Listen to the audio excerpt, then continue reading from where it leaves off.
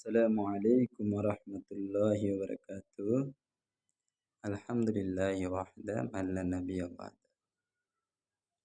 আপনারা অবগত আছেন যে কিছুদিন আগে ঘটে গেল তারাবি সম্পর্কে ডিবেট। ব্রাদার রাহুল, ওসামা বিন আলী হোসেন ওসামা হুজুর দুজনের ডিবেটের ভিতরে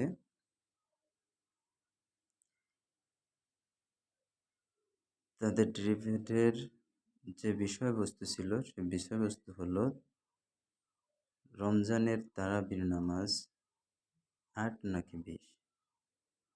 তো নবী করিম সাল্লাল্লাহু আলাইহি সাল্লাম থেকে যেটা আসছে ওইটা তো আয়েশা রাদিয়াল্লাহু আনহার হাদিস থেকে পাওয়া যায় যে নবী করিম সাল্লাল্লাহু আলাইহি সাল্লাম ৮ রাকাত পড়েছেন।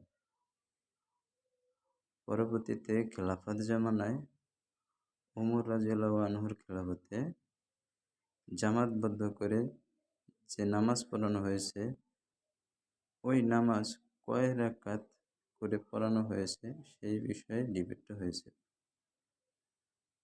তো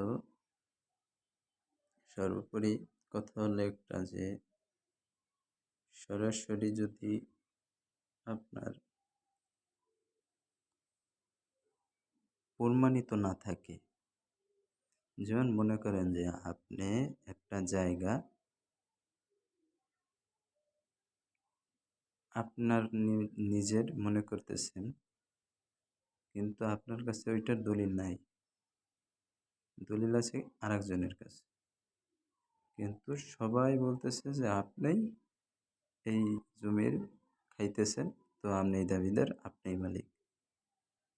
তো যার কাছে দলিল আছে সে তো আর চুপ থেকে বসে থাকবে না, সে কি করবে? আপনার নামে কেস করবে, মামলা করবে, আইন আদালত করবে, তারপরে কি করবে? তার জমি সে ফেরত নিবে। তো এইখানে যেহেতু দলিল সত্য সহকারে ওমর রাদিয়াল্লাহু আনহু যে ৮ রাকাত পড়তে বলছে বা ১১ রাকাত পড়তে বলছে তার দলিল সহকারে আছে। তো এইখানে ২০ রাকাত সঠিকভাবে ওমর রাদিয়াল্লাহু আনহুর কাছ থেকে দলিল পাওয়া যায়নি।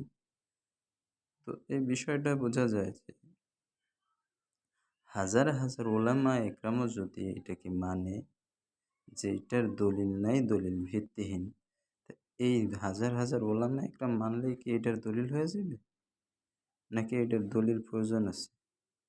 এই বিষয়ে আপনারা একটু ভালোভাবে যাচাই বাছাই করবেন, তারপরেই মন্তব্য দিবেন, ঠিক আছে, বা আমল করবেন, ঠিক আছে।